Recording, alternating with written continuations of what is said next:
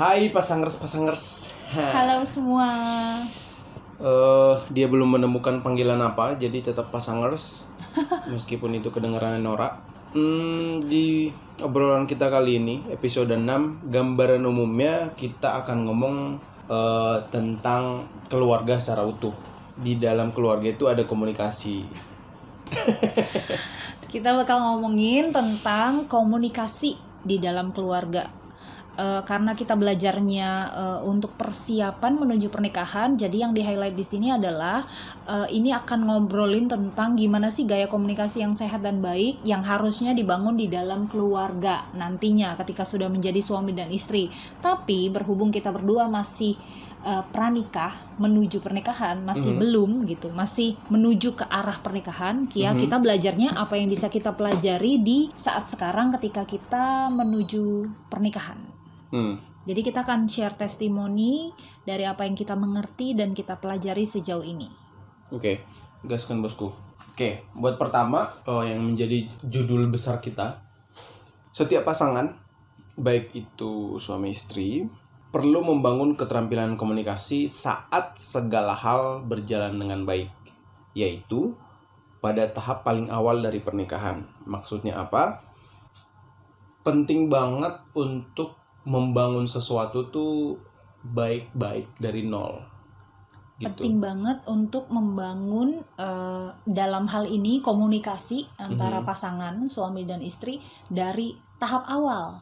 Kenapa tahap awal? Karena lagi manis-manisnya, lagi kayak pengertiannya sedang tinggi-tingginya, ngalahnya lagi pengen tinggi-tingginya, baiknya lagi tinggi-tingginya lah gitu. Nah, ya kayak kita punya hal baru, barang baru, sesuatu yang baru, kayak pasti excited, semangatnya lebih, dan rasa sayangnya itu lebih, kayak punya handphone baru kayak pengen dipegang tiap hari, dibuka settingannya, dilihat segala macam gitu. Nah, ini juga kurang lebih kayak gitu.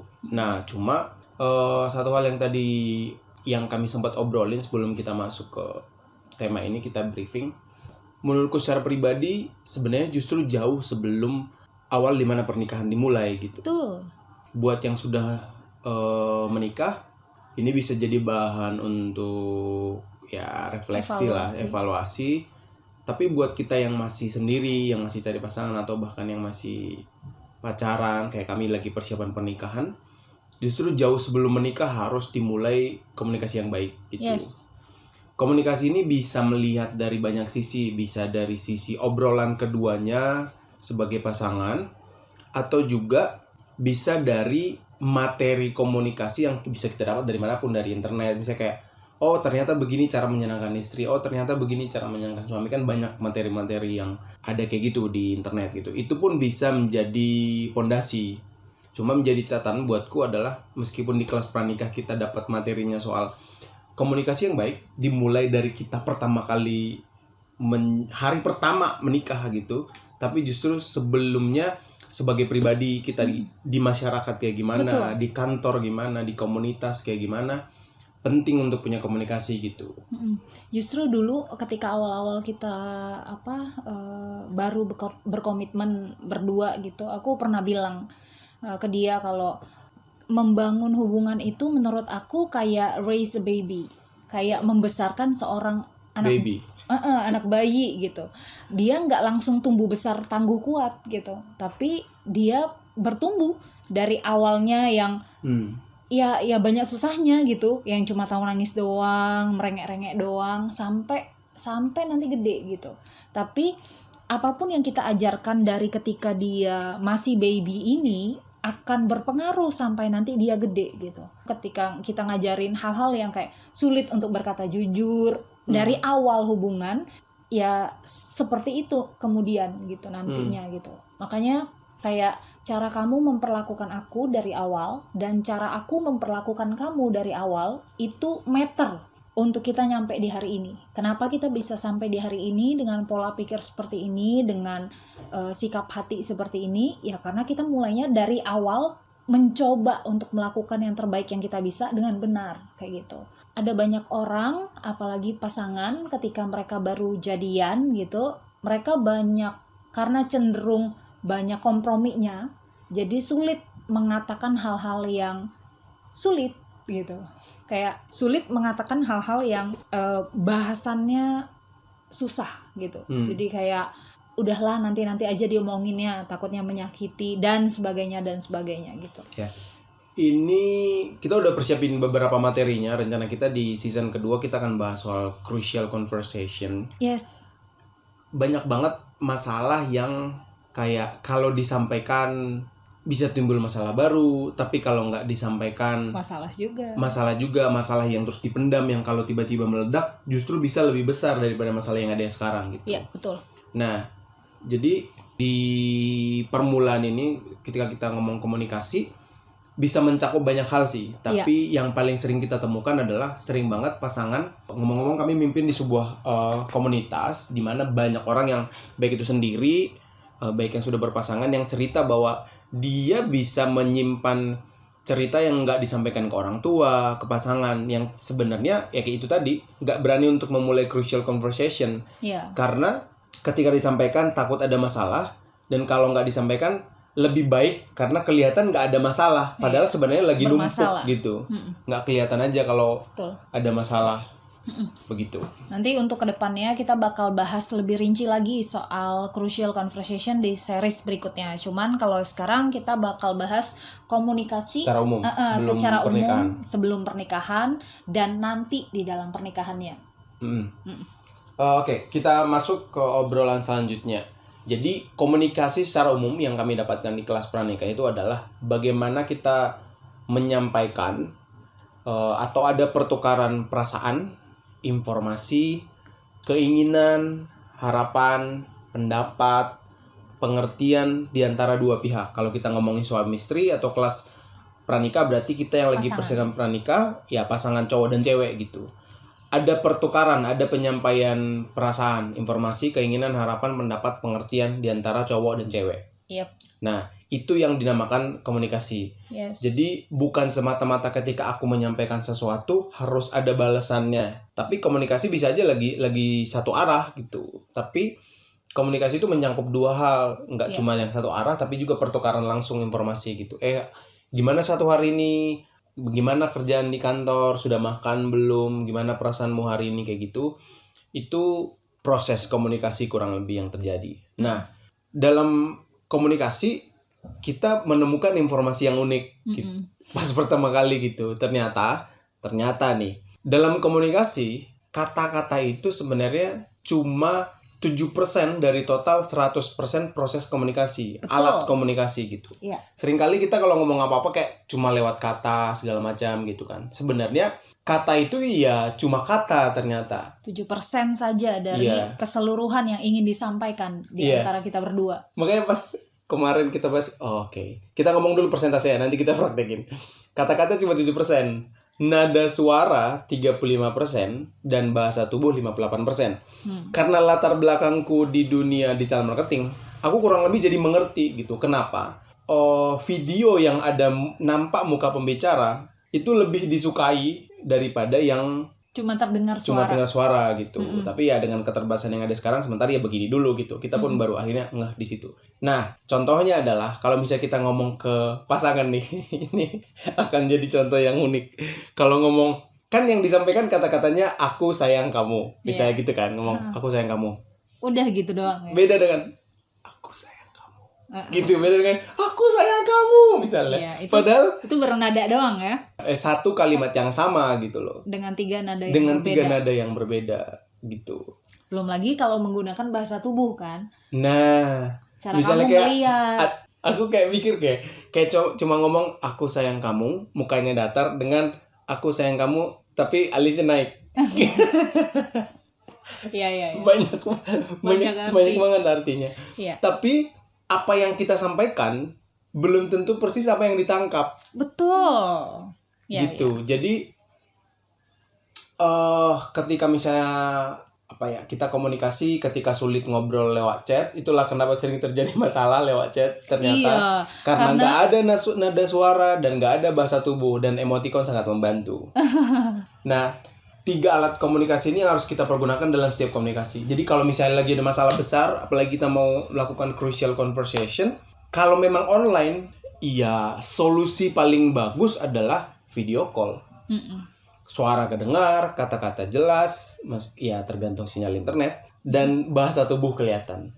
Iya, yang paling ideal adalah nggak cuman memperhatikan berarti kata-kata doang, tapi memperhatikan nada suara yang kita gunakan ketika kita ngobrol sama pasangan dan bahasa tubuh kita gitu. Karena kadang-kadang, lah aku kan ngomongnya gini, lah maksudnya kata-kata sih ngomongnya cuma seperti itu, tapi kalau disampaikan dengan nada yang berbeda dan bahasa tubuh yang kelihatannya defensif gitu, nggak mau kalah gitu, pasti berbeda efeknya ke pasangan.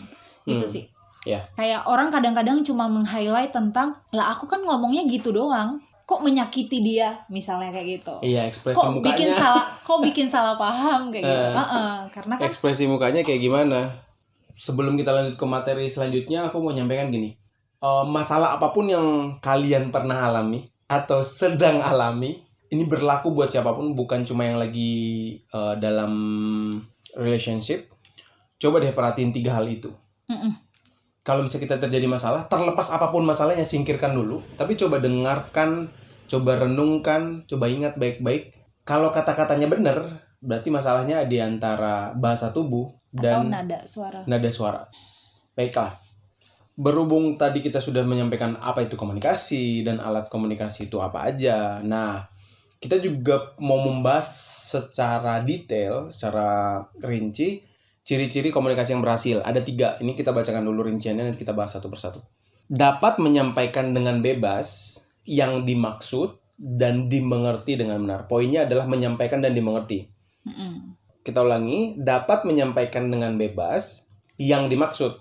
Jadi kita bisa menyampaikan dengan bebas apa yang kita pengen sampaikan dan supaya dimengerti dengan benar. Itu yang pertama. Yang kedua, dapat mendengar dengan benar dan mengerti apa yang disampaikan dengan bebas. Kalau tadi kita sebagai pembicara dan sekarang kita sebagai pendengar. Dan yang ketiga adalah berani mengungkapkan sesuatu dengan terbuka, tidak ada yang disembunyikan tanpa beban. Ini jadi PR. Inilah yang menjadi pembahasan kita yang kita sebut crucial conversation. Betul. Banyak orang yang bisa jadi pendengar yang baik. Banyak orang juga yang bisa jadi penyampai informasi yang baik. Tapi nggak banyak yang bisa menjalankan dua-duanya. Betul. Gitu. Nggak salah kalau bisa menyampaikan informasi dengan baik, nggak salah kalau bisa mendengar dengan baik, tapi usahakan setidaknya jangan satunya nilai 10, satunya nilai 1. Betul. Jadi baiknya ya seimbang lah, punya nilai rata-rata. Jadi kalau misalnya bisa menyampaikan sesuatu dengan baik, coba belajar untuk mendengarkan gitu. Kadang kalaupun agak susah pengen nyela, ya itu prosesnya biar ada penyeimbangan. Begitu. Apa aja itu rinciannya, mari kita bahas.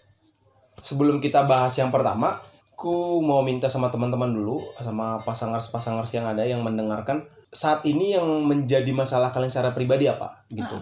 Terus kalau dari aku pribadi, coba evaluasi kalau misalnya saat ini teman-teman masih single, bagaimana cara kalian berkomunikasi dengan orang lain. Karena yang tadi, kata-kata, nada suara, bahasa tubuh, itu kalau tidak dilatih hari ini, kamu nggak akan tiba-tiba langsung pengertian, langsung mampu berkomunikasi dengan baik dengan pasanganmu kelak kalau punya gitu. Sama kayak gitu. Jadi ketika single pun tetap harus mengusahakan gimana caranya bekerja sama-sama orang dalam hal berkomunikasi dengan baik. Kalau ketika nanti kalian udah saat ini sudah punya pasangan, ya coba evaluasi gitu. Bagaimana cara kamu sama pasangan berkomunikasi gitu. Kalau aku bilang biar kita pun bisa komunikasi lewat konten ini dan kalian yang dengerin. Yang pertama, coba kalian komen di kolom komentar YouTube-nya. Yang mendengarkan di Spotify, boleh dengan baik kita minta untuk ke YouTube. Coba kalian buat satu komentar, kalian sebagai pribadi saat ini jadi pendengar atau sebagai pembicara yang baik. Coba itu dulu. Biar kita bisa identifikasi, kalau kalian sudah bisa mengungkapkan bahwa saya sebagai pembicara yang baik, berarti cobalah berproses menjadi pendengar yang baik. Itu. Komunikasi yang baik dibangun di atas dasar siapa Anda dan kemudian dibangun atas apa yang Anda lakukan. Komunikasi yang baik itu ya awal mulanya pasti dibangun dari siapa diri kita. Apa yang kita pikirkan, apa yang kita rasakan. Kedua, dibangun selanjutnya dari apa yang kita sampaikan terhadap apa yang kita rasakan dan kita pikirkan itu. Berarti identitas kita bukan apa yang kata orang. Yes. Kita dulu yang identifikasi diri kita. Iya. Iya, aku siapa dan aku pengen menunjukkan apa ke orang. Lewat apa yang aku tunjukkan ke orang, disitulah komunikasi kita ke orang. Itulah dua penilaian orang bisa menilai kita. Iya. Gitu. Misalnya orang bisa aja melihat kita pendiam, tapi sebenarnya siapa kitanya kan belum tentu yang pendiam gitu. Iya, benar. Jadi komunikasi yang terbaik itu terdiri dari dua hal itu gitu. Kamu, kepribadianmu, pendapatmu, pemikiranmu, isi hati dan kepalamu. Tapi kemudian plus cara kamu menyampaikannya, cara kamu mengkomunikasikannya. Jadi nggak bisa kita cuma ngomong tentang kontennya bagus, tapi tanpa cara penyampaian yang baik. Ya. Tapi nggak bisa juga kamu jago banget buat marketing kontenmu tanpa kualitas konten yang baik. Ya, dua-duanya harus jalan bareng. Yes, kayak gitu. Ya, tapi terkadang di masa-masa digital sekarang, kalau distribusinya baik, kontennya nggak terlalu oke, itu pun masih terbilang lebih oke. Ya, setelah itu kan artinya kita bisa memilih what kind of person you wanna be. Kalau itu udah nggak bisa, itu pilihan masing-masing. Ya, tapi ya nilai yang bagus adalah konten yang bagus dan deliver yang bagus. Yes. Ya, kalau di digital marketing kita bisa bilang content is a king, but deliver is a queen. Nah, dari tadi kita udah ngomongin tentang kayak komunikasi yang berhasil tuh kayak apa sih, kayak gitu. Nah, kita baru bakal bahas nih ke dalamnya. Apa aja sih kayak syarat-syarat supaya kita bisa berkomunikasi yang berhasil dengan pasangan kita. Syarat komunikasi yang berhasil, pertama, pahami gaya komunikasi pasangan. Memahami gaya komunikasi pasangan dan gaya komunikasi kita sendiri, dari persepsinya kita harus mengerti bahwa setiap orang menginterpretasikan kehidupan itu dari gabungan pandangan dan persepsi. Apa yang ada dilihat berarti sama layer kedua apa yang ada di belakangnya. Jadi kita bisa melihat durian itu berduri, tapi kan yang ada di dalamnya juga harus perlu tahu rasanya enak atau enggak gitu. Jadi itu satu kesatuan. Terkadang kita cuma melihat keindahannya tapi nggak berusaha mengerti makna di dalamnya. Wush, bagus sekali kalimatku. Harusnya orang lain yang muji, bukan kamu. Enggak. Jarang-jarang aku aware sama kalimatku yang bagus. Setiap orang menginterpretasikan kehidupan dari gabungan pandangan dan persepsi yang unik. Itu tadi maksudnya ya. Nah, pasangan kita memandang kehidupan dengan cara yang berbeda dari kita. Cowok sama cewek emang sudah jelas berbeda. Tapi itulah yang membuat mereka satu. Namun, kita cenderung menyangka pasangan kita memandang kehidupan itu seperti kita memandangnya. Nah, kita kadang mikir, ya harusnya dia mikir sama lah gitu. Sebenarnya objek yang dilihat sama gitu. Yang mau kamu highlight itu kan sebenarnya ada perbedaan. Ada perbedaan antara cara aku memandang sesuatu dan bahkan nantinya meresponi sesuatu dengan kamu sebagai pria gitu, pria dan wanita gitu. Gambaran yang paling bisa dilihat gini, buat orang yang belum pernah melihat gajah, satu orang melihat gajah dari depan, satu orang melihat gajah dari samping. Jadi kalau dibilang gajah itu apa? Oh, yang ada belalainya. Itu yang fokus utama kelihatan. Tapi kalau ngelihat dari samping, gajah itu apa? Oh, binatang yang besar, kakinya 4. Gitu. Padahal ngomongin objek yang sama, hanya cara penyampaiannya berbeda. Tapi justru ketika duanya bergabung, jadi satu data yang lengkap. Tapi kalau ada yang berusaha untuk menggabungkan, apa sih yang lagi dilihat dua pasangan ini? Tapi kalau misalnya enggak, kamu cuman enggak kok, aku lihatnya ada belalainya. Enggak, dia kakinya 4 terus badannya gede gitu. Kalau dua-duanya cuma berdebat for something tanpa menyatukan pandangannya mereka berdua, persepsinya mereka berdua, atau seenggaknya aku ngerti, dia lagi ngelihatnya dari depan, aku lagi ngelihatnya dari samping. Kalau kita nggak berusaha kayak gitu, ya nggak ada kita berdua akan bahwa kita lagi ngomongin gajah yang sama. Ya, makanya kita pun sering berbeda pendapat, khususnya mengenai sesuatu yang jelas-jelas nggak ada berhubungan sama pribadi. Jadi misalnya kayak tokoh ini kayak gimana, kita lagi ngembangin satu ide misalnya, itu siap untuk jotos-jotosan gitu, jontok-jontokan soal satu persepsi. Tapi kalau ternyata berhubungan sama karakter, visi ke depan, perlu ada keterbukaan untuk, oh iya, data yang lengkap itu adalah pandanganmu dan pandanganku dan kita satuin gitu. Terus yang perlu aku highlight lagi kayaknya gini deh. Untuk aku mengenali kamu, salah satunya dari cara kamu berkomunikasi itu kayak apa, ya dengan ngeliat kamu berinteraksi sama orang sekitar kamu kayak apa sih, cara kamu menanggapi kayak apa sih, cara kamu ngobrol sama adik-adik kamu kayak apa sih gitu. Nah, caraku berinteraksi sama keluargaku itu beda sama cara kamu berinteraksi sama keluarga kamu gitu. Nah, aku pasti ngelihatnya ya harusnya kan ketika nanti kita berkeluarga kita komunikasinya kayak gini dong, kita ngobrolnya kayak gini dong, aku biasa aja harusnya kayak gini gitu.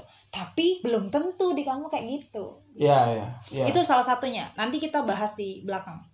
Cara pria untuk memandang sesuatu dengan cara wanita untuk memandang sesuatu itu berbeda. Pengaruhnya ada banyak. Misalnya kita ngomongin soal rencana, kebutuhan, keinginan, rasa takut, pengharapan, keyakinan, tipe perilaku, gambar diri, adat istiadat, kebiasaan keluarga, nilai-nilai, wawasan atau pengalaman, status sosial, dan pendidikan. Nah, semua poin-poin ini kalau dilihat dari persepsi pria dan wanita, kita langsung perbandingkan ya. Kalau pria itu justru lebih ke laporan. Kalau wanita itu lebih ke informasi. Bukan hubungan. Oh, iya ya. Jadi kayak aku udah makan ya, aku udah minum gitu. Oh, iya. Gimana?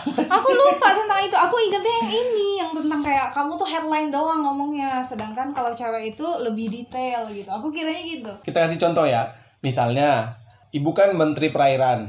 Tapi kalau misalnya soal udah minum atau belum, aku justru sebagai pria melihatnya itu kayak aku udah minum gitu. Tapi kalau dia ngeliatnya lebih ke hubungan, bahwa bukan soal minummu yang penting gitu, tapi gimana bisa kita komunikasi biar ya itu demi kesehatanmu gitu loh. Iya. Tapi kita kan cowok-cowok kan, misalnya yang paling sering terjadi nih buat cowok-cowok apalagi yang suka main game gitu kan, aku tidur dulu ya gitu, padahal nggak tidur. Biar nggak terganggu aja dan bisa beraktivitas seininya gitu loh. Kalau contoh yang lainnya tuh biasanya kalau cowok bilangnya aku udah makan, aku pergi sini, aku kayak laporan doang tipenya. Iya. Kayak gitu. Lah kalau cewek tuh sebenarnya ya hubungan. Aku bukan penting laporannya kamu doang di WhatsApp gitu, bahwa kamu udah ini itu dan sebagainya gitu. Aku udah nyampe ya, aku udah ini ya, aku udah itu ya, aku udah gitu. Laporan doang gitu. Enggak cuman itu doang yang diperlukan, tapi kayak ya bangun hubungan kayak gitu. Nah, kalau kita buat contoh lebih umum, misalnya dari pagi sampai malam gak ketemu, malam ketemu nih, terus ngobrol lah. Ceweknya nanya, gimana satu hari ini? Aman? Iya. Gitu kan? Iya. Kalau cewek tuh, gimana satu hari ini? Tadi aku ketemu sama ini gitu. Iya. Kayak seluruh dari dia seneng, sedih, terluka, Diceritain. semuanya gitu kan, panjang gitu. Kalau cowok ya selama dia kayak aman-aman aja ya aman. Kalau misalnya lagi highlightnya yang paling gak enak hari itu adalah ini, ya dia bilang gak enak gitu. Ya udah gitu doang. Jadinya kita melihat cowok kayak lebih simpel, padahal sebenarnya karena kayak komunikasi ya udah sampaikan hasilnya aja. Dan cewek terlihat lebih ribet dan cerewet. Padahal enggak juga ya. Enggak juga gitu. Oke. Selanjutnya persepsi kedua adalah soal cowok itu lebih melihat solusi, sedangkan kalau cewek lebih informasi. Bukan persepsinya justru. Persepsi itu kan sesuatu yang di belakang. Oh iya.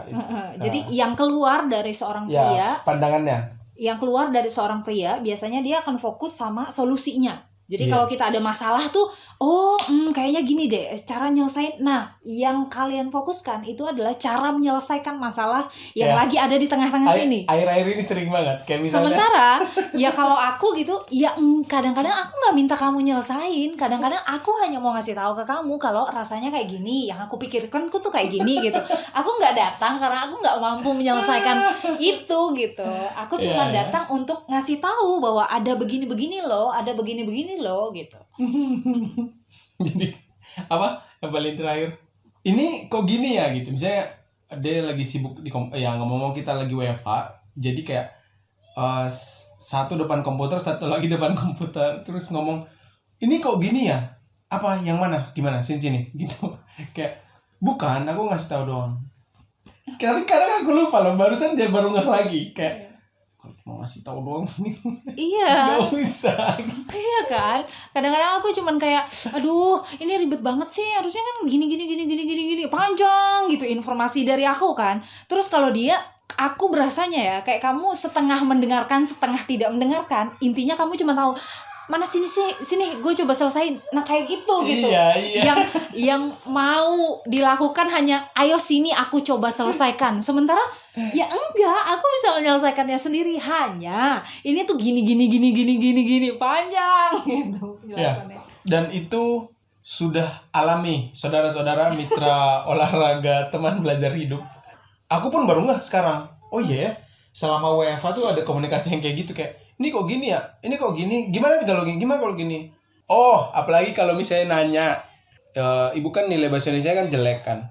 Misalnya contoh nanya, mengejawantahkan lah misalnya. Apa itu?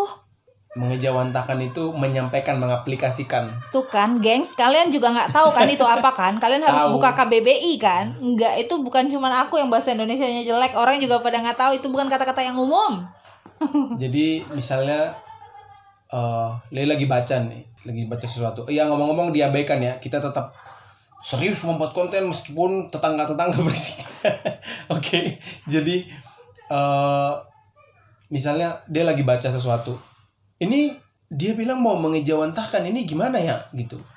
So aku bilang ya Google aja. Oh gitu kan. Iya. Kadang tuh lagi konsen kalau harus keluar dari pekerjaan itu butuh waktu lagi untuk kembali ke situ gitu. Jadi kalau nanya sesuatu ya bukalah Google Translate, Google KBBI. Lah masalahnya kan aku juga tahu kalau misalnya aku nggak ngeh itu ya aku bisa buka Google gitu. Kayak I don't need that kind of solution gitu rasanya. Iya, don't ask me gitu. Lah kan makanya aku menyampaikan informasi, aku lagi kepentok, barusan aku baca, terus aku tidak mengerti ini kata-kata apa gitu. Itu di layar kedua, layar di depannya nggak itu. Nah, sudah jelas kan? Begitu, gengs. Beginilah kejadiannya banyak komunikasi antara cowok dan cewek. Gitu. Nggak apa-apa, biarkan. Biar kalian juga tahu keadaan di sini. Roti. Oke, lanjut. Terus yang ketiga, biasanya cowok itu pelupa. Mereka gampang banget ngomong segala sesuatu tapi lupa. Kalau cewek, sebenarnya kita nggak nuntut yang gimana-gimana banget gitu dari sebuah kata-kata atau janji atau apapun, tapi kita inget setiap kali kalian janji sesuatu, ngomong sesuatu. Kayak gampang buat cowok untuk ya aku nggak bakal gini, aku nggak gini, aku nanti aku gitu, ngomongnya gitu kan. Kamu apa ya, menaruh beban di diri kamu, atau biasanya di pria tuh suka menaruh beban ke diri mereka sendiri, seolah-olah mereka bisa melakukan itu, sementara abis mereka ngomong mereka lupa. Nah cewek kebalikannya gitu, ya kalau misalnya kamu nggak ngomong kayak gitu dulu kan aku nggak gitu. Kalau misalnya kamu nggak ngomong gini kan aku nggak gini gitu. Ya, sayang Cewek banget yang pengingat. banyak jadi politikus itu dan pejabat itu cowok-cowok. Jadi cuma janji doang terus lupa. Ups. Gitu. Ini sesuatu yang natural tapi harus ditanggulangi sih menurutku, nggak jadi dibiasain. Iya. Buatku secara pribadi, kalau misalnya aku pengen lakuin sesuatu, lebih baik dicatat, dan kalaupun merasa masih belum bisa, belum sanggup, ya nanti aja, nggak perlu berjanji gitu. Kadang kan janji ketika sudah disebutkan jadi utang, karena kadang kan kalau kita ngomongin sesuatu bukan sesuatu yang langsung bisa dikerjakan kan, butuh waktu juga gitu. Nah itu daripada menjadi beban buat yang mengucapkan janji dan jadi tuntutan buat yang mendengarkan, lebih baik ya disimpan aja dulu, ketika tiba saatnya itu udah bisa direalisasikan ya direalisasikan. Tapi menurut aku itu agak sulit untuk seorang pria untuk tidak berjanji itu kind of, karena nggak tahu deh teman-teman cewek-cewek yang udah punya pasangan, kayak seminim-minimnya pasangan kamu janji pasti dia ada ngomong 1-2 yang dia sendiri lupa dia pernah ngomong gitu, tapi Aku kamu ingat ya nggak gitu. komen ya. Iya, aku yakin ada sih. Semangat kawan-kawan, kalian tidak sendiri. Selanjutnya, kalau cowok itu lebih fokus pada rasa nyaman. Kalau wanita lebih ke rasa aman. Jadi kalau aku berasa aku aman cerita ini ke kamu, aku akan cerita. Aku aman kalau misalnya sama kamu, ya aku baru keluar pemikiranku, perasaanku, apa yang gitu. Harus berasa aman dulu.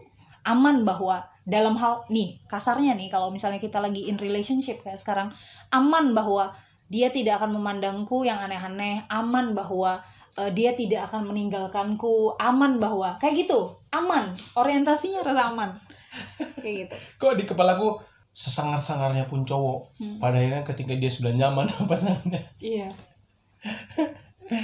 dia akan menunjukkan hal konyol yang kalau sampai teman-teman cowoknya tahu kayak ya. Ya, kalau kamu rasa nyaman tuh gimana? Nyaman, simpel aja sih. Kalau kita udah nyaman sama pasangan, ya kita menceritakan hal-hal konyol, hal-hal dangkal, segala hal yang kita yang nggak bisa sampaikan ke teman-teman cowok gitu. Nah, kayak gitu sih menurut aku. That's why kenapa pria harus belajar menciptakan rasa aman dulu buat ceweknya supaya mereka bisa ngomong. Kebalikannya, cewek harus menciptakan rasa nyaman. Kalau misal belum apa-apa kita udah nuduh, pasti kamu gini kan, kamu tadi gini-gini kan, kamu gini-gini kan. Nah, dia udah gak nyaman tuh, dia gak bisa ngomong. Kebalikannya juga kayak iya, gitu. bener. Ya kan? Bener. Udah duluan digituin gitu kan. Dari sisi cewek, nah aku kepikiran satu pasangan yang nggak perlu disebutkan namanya. Kami baru ngobrol sama mereka beberapa minggu yang lalu. Ya. Buat kalian yang mendengarkan, ini omongan buat kalian. Jangan kayak kamu tuh gini, kamu gini gitu. Jangan. Jadi kayak ketika cowok udah berada dalam posisi nggak nyaman, dia tidak akan benar-benar menyampaikan isi hatinya. Iya, dia pasti Tapi ciut. ketika dia sudah bukan ciut sebenarnya. Maksudnya dia ibaratnya kura-kura tuh udah simpen aja udah. Gitu. Enggak gitu. Justru lebih ke bisa jadi ofensif justru. Nyerang balik. Jadi, atau justru nggak mau mendengarkan gitu. Nah, tapi lucunya tuh yang kalau kalian pernah benar-benar melihat lampu Aladin, kalau dia dielus-elus, dia kan keluar sendiri. Dia kayak kadang tuh lemahnya cowok di situ. Kayak dibaik-baikin terus dia bilang, sayang, maaf ya, kemarin aku ini gitu kayak. Sebenarnya nggak apa-apa sama ceweknya kayak. Iya, nggak apa-apa gitu. Iya. Coba bandingkan keadaannya dengan yang kayak, tuh kan kayak gini, kemarin aku gini. Hah? Apa? Kamu kemarin gini? Gitu kan. Kadang gitu. Mana? Sini. Gitu. Sebenarnya kalau dilihat secara gambaran umum, siapapun ya, cowok dan cewek ketika diperlakukan dengan baik, sebenarnya gaya komunikasi yang tadi bisa dibilang secara nggak langsung bisa jadi kayak hilang batasnya. Jadi kayak semua kan berjalan dengan baik. Iya. Tapi untuk selalu bisa dalam keadaan tenang, menyampaikan sesuatu kan itu yang nggak mudah kan, karena setiap hari kita mengalami banyak hal, memikirkan banyak hal, melakukan banyak hal. Jadi mempengaruhi naik turunnya emosi, perasaan, pemikiran. Terus yang terakhir, biasanya cowok itu cuman ngomong kalau hal itu penting. Dan dia juga mikir bahwa cewek itu cuman bakal ngomong kalau hal itu penting. Sementara enggak. Kita cewek itu ngomong semua hal, mulai dari yang penting, yang sedang-sedang aja pentingnya, sampai yang nggak penting gitu. Nah, disinilah letak satu masalah yang sering menjadi dosa turun-temurun dari para wanita. Kenapa tuh? Apa tuh? Oke. Soal pemilihan warna. Misalnya warna dress. Sayang, bagus yang merah apa yang hitam? Merah. Aku suka yang hitam. Ngapain nanya dalam hati? Gitu kan. Terus pas dia keluar dipakai yang kuning misalnya. Lah, kok nggak pakai yang merah apa yang hitam? Enggak, tadi mau nanya aja. Oke.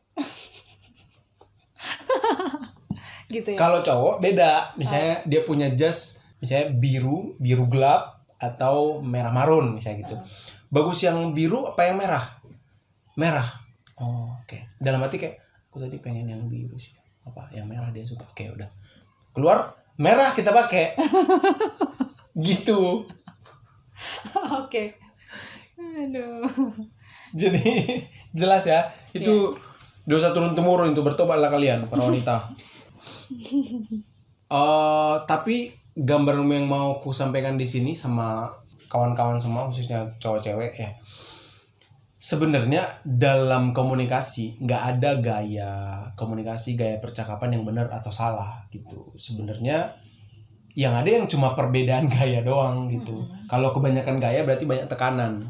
Kalau dia gayanya berbeda berarti tekanannya berbeda. Cobalah mengerti dari sisi itu.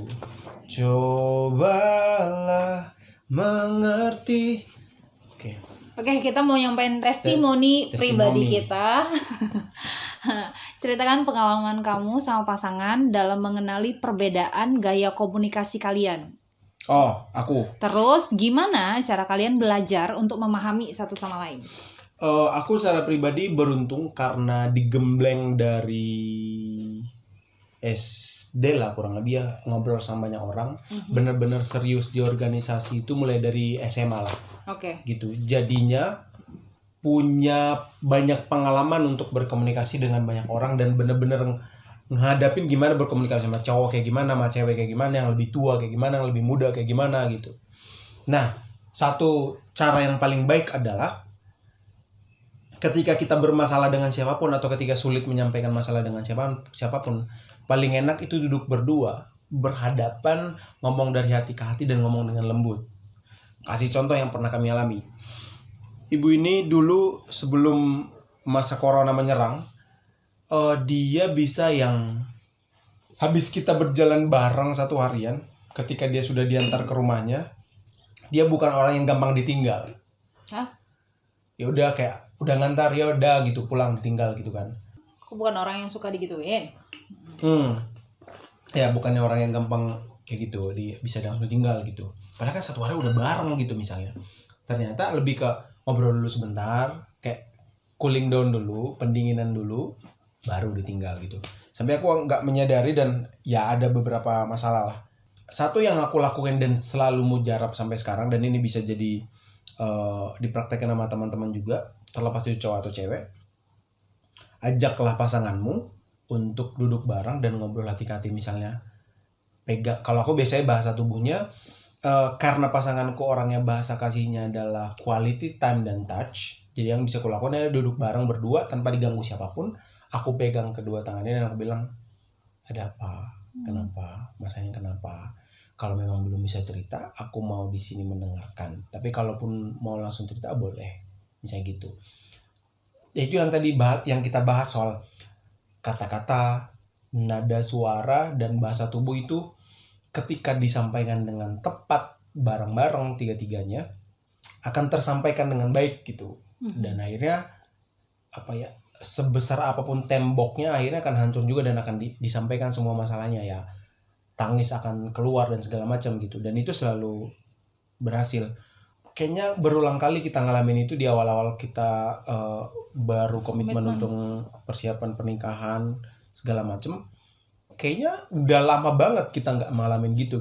Iya, tapi aku pun baru sadar kalau ternyata itu jadi kebiasaan baik kami gitu. Jadi jangan langsung defense atau ofensif dulu, coba saling terbuka dalam hal apapun itu. Sekitar nggak suka-sukanya apapun itu, kayak ya udah terima dulu, kayaknya aku nggak cocok nih, nggak dulu ya. Lebih kayak gitu. Yep. Kalau aku ceritain gimana pengalaman aku sama pasangan ya. Aku ngeh banget cara dia berkomunikasi sama keluarganya dia dan cara aku berkomunikasi dengan keluargaku itu beda. Cara dia berkomunikasi sama keluarganya dia cenderung formal, agak sedikit kaku, agak sedikit pokoknya kayak ada kastanya lah kayak gitu. Nah, kalau aku berkomunikasi sama keluarga itu lebih santuy lah gitu. Semua level tuh sama levelnya gitu. Mau dengan orang tua kek, mau dengan kakek nenek kek, kayak gitu. Mau dengan om tante kek, lebih santai. Kayak gitu komunikasinya. Gimana bos? Udah makan bos? Gitu. Iya, aku bisa gitu. Aku udah makan pak. Aku aku buatin makan ya Pak. Iya kayak gitu. Itu beda banget. Cuno, mama. Nah, itu berkaitan erat, gengs, dengan cara aku atau cara dia merespon. Nah, kalau misalnya nih kita berdua lagi berkomunikasi, terus dia untuk tema sensitif kamu ngeresponnya dengan cara yang kaku kayak gitu. Dengan cara kayak gitu, aku jadi berasa kayak nggak disayang. Nah, bedanya kalau aku merespon dengan cara yang santuy, dengan saya kayak gitu, kamu berasa bahwa kamu lagi nggak dihormati. Kayak gitu. Itu bedanya. Iya. Sebenarnya nggak segitunya juga sih. Tapi ke orang tua kayak aku udah jadi, kalau ibaratnya install aplikasi Windows, ya aku udah jadi Windows gitu. Yang harus memang untuk hormat sama orang tua gitu. Bukan berarti kalian gak hormat sama orang tua, tapi teraplikasikan dalam omongan, perilaku, segala macam lah gitu. Kalau kalian kan yang bukan berarti karena aku ngomong santai sama orang tua jadi gak menghormati gitu. Iya. Yang kayak gitu sih. Jadi salah satu cara untuk ngenalin apa beda kita berdua, aku ngelihatnya dari cara kamu berinteraksi sama keluarga gitu.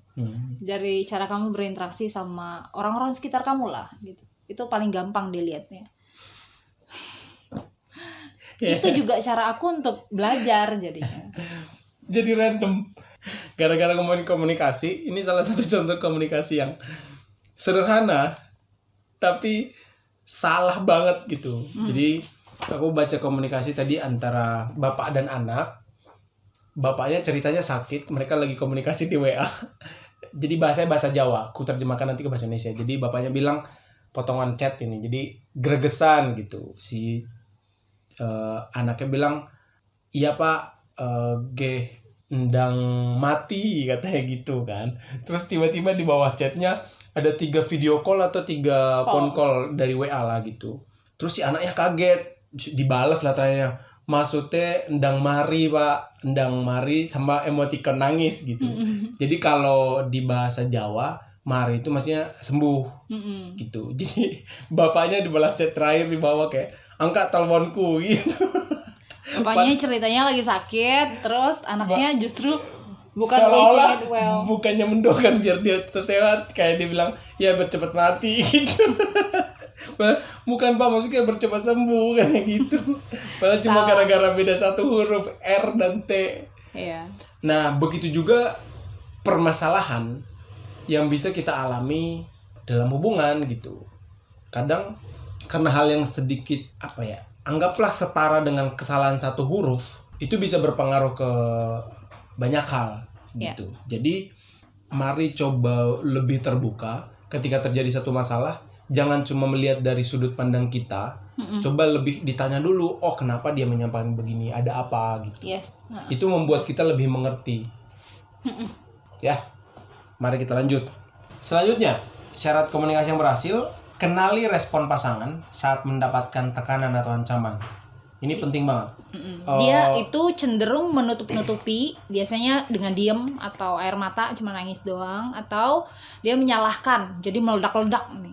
Atau jadi penuh perhitungan, sarkas, dingin, atau jadi mengalihkan perhatian gitu. Sebenarnya kita lagi ada masalah A, dia justru mengalihkan ke yang lainnya gitu untuk tidak membicarakan masalah tersebut, atau justru diam. Jadi ketika berada di dalam tekanan atau ancaman, cenderung kita secara pribadi itu akan merespon berbeda-beda. Oke, kita bahas satu persatu.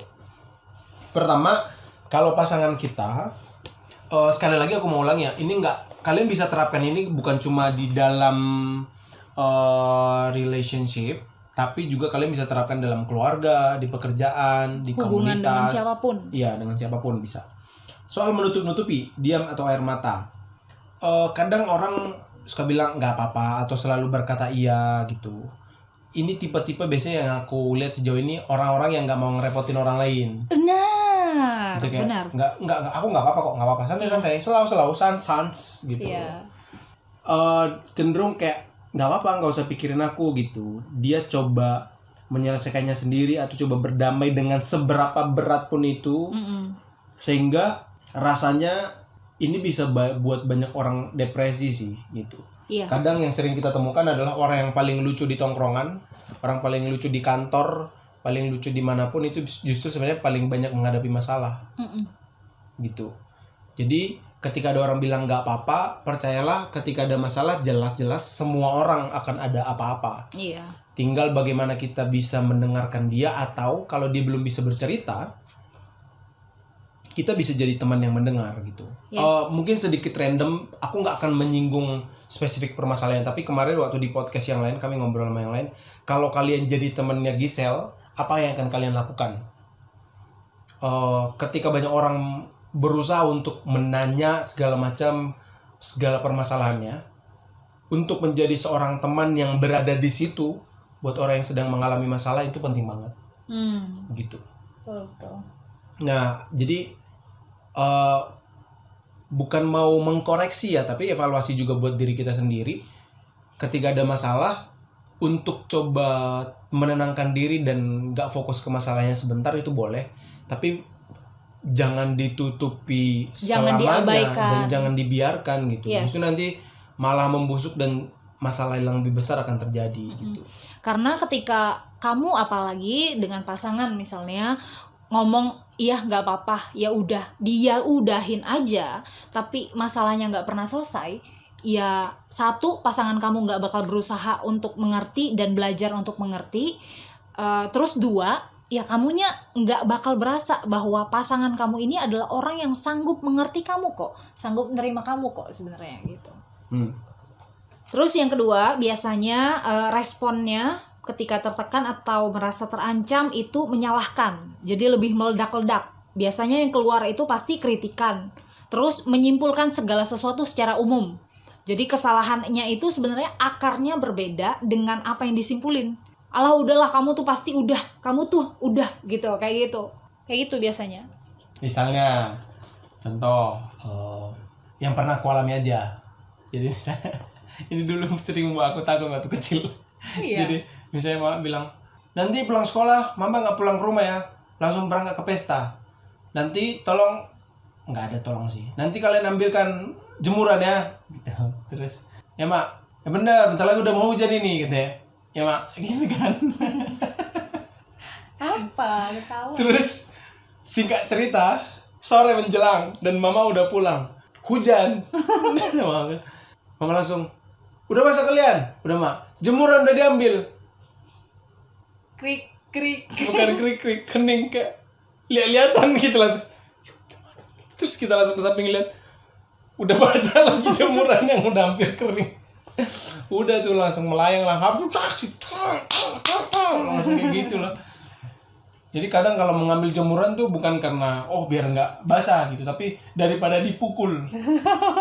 Nah, jadi sudut pandangnya kadang kita ketika salah kayak gitu bukan cuma terlepas dalam pasangan. Kalau kita misalnya lihat kejadian kayak gitu lagi misalnya, bukan misalnya, memang kejadian kayak gitu lagi, kami lupa lagi ngambil jemuran. Nah pasti diomongin, kalian memang ya kalau sudah suruh ngambil jemuran lupa terus katanya gitu. Padahal kan cuma beberapa kali kan. Akhirnya kita pun sebagai anak pun ofensif jadinya kayak kok lupa terus baru sekali gitu. Selanjutnya penuh perhitungan. Kita bacain dulu rinciannya, nanti contohnya bisa kita bahas. Orang yang sedang dalam tekanan biasanya dia merespon dengan rasional, dingin, tenang, dengan berkata sedih, aku tidak, takut emosinya dilihat dan orang jadi tidak tertarik pada emosi orang lain. Bisa kayak jadi nggak peduli gitu, ada orang kayak gitu. Terus ada orang yang lebih suka fakta dan statistik. Kalau D itu lebih ke yang A ya? Enggak, aku 3. Penuh perhitungan. Aku ketika berada dalam tekanan ya, atau itu yang ancaman. Yang 3A yang rasional. Enggak, ini semua aku. Oke, coba. Ketika aku cenderung yang tipe yang ketiga ini. Aku biasanya penuh perhitungan ketika aku tertekan atau merasa terancam. Ya gitu, aku biasa jauh lebih dingin. Aku sarkas langsung, keluar kata-kata yang kayak oh gitu. Kayaknya enggak deh. Gitu, keluar kata-kata yang kayak gitu. Atau aku jadi nggak mau ngaku salah. Sebenarnya di belakang kepala aku nggak gitu. Oh ya harusnya aku nggak gini ya responnya. Tapi yang keluar gitu dulu gitu. Atau kayak ya aku udah ngelakuin ini, kamu kok belum? Kayak gitu. Jadi nuntut gitu. Terus aku lebih suka fakta. Contoh. Ya kita adanya segini, gini, ya menurut kamu aja lah, gini, gitu. Kayak iya. gitu. Aku ingat kata-kata itu. Kita segini ya menurut kamu aja. Iya, karena Karena kalau aku serang balik aku terkamrar. jadi kalau ketika mendapat tekanan atau ancaman, aku lebih yang nomor 3 ini. Dan orang yang penuh perjuangan saudara-saudara tidak pernah mengaku salah. Saya ulangi, tidak pernah mengaku salah. Iya. Nah ini yang pernah aku bilang, cowok-cowok tuh kadang dibalik kuatnya dia lemah gitu. Kayak cowok-cowok kalau udah marah gitu, begitu dipeluk, dilus-lus, dicium, udah hilang tuh kayak. Tapi kalau aku pernah praktekkan saudara-saudara, ketika dia marah gitu, aku peluk, aku cium-cium, tidak mempan. Nah itu cowok. Malah disilat. Kadang kalau cewek ini gak mengaku salah tuh, tapi mereka lakukan apa ya? Misalnya kita lagi kerja, terus lagi serius kerja nih, kita lupa nge-save, terus dia nggak sengaja nyenggol atau matiin lampu atau apalah gitu kan, terus mati, hilang data-datanya, terus kita yang bengong, hasil kerjaan berjam-jam hilang gitu. Dia bukan minta maaf, cuma peluk dan segala macam, tahu-tahu misalnya ada mikuah datang, ada apa datang gitu. Berharap sih tetap ada minta maaf. Iya, bareng sama mikuahnya gitu. Jadi harus tetap disampaikan gitu, karena minta maaf itu bukan kewajiban ya, tapi kesadaran gitu. Yang wajib. Gitu. Dan orang yang perhitungan juga menuntut orang lain melakukan sesuatu. Kalau D termasuk yang menuntut, tapi lebih ke yang menyampaikan dengan lembut gitu. Oh. Kayak udah jam segini loh, belum ini ya gitu. Iya. Misalnya karena selama WFA dan selama pandemi lipatan perut saya berkali lipat investasinya, jadi dia ngingetin kayaknya belum olahraga deh hari ini gitu, dan itu ngingetin yang lembut gitu. Itu karena aku apa ya, maksudnya berproses gitu. Normally aku akan merespon seperti itu sebenarnya, dingin gitu. Tapi ya seiring berjalannya waktu berusaha.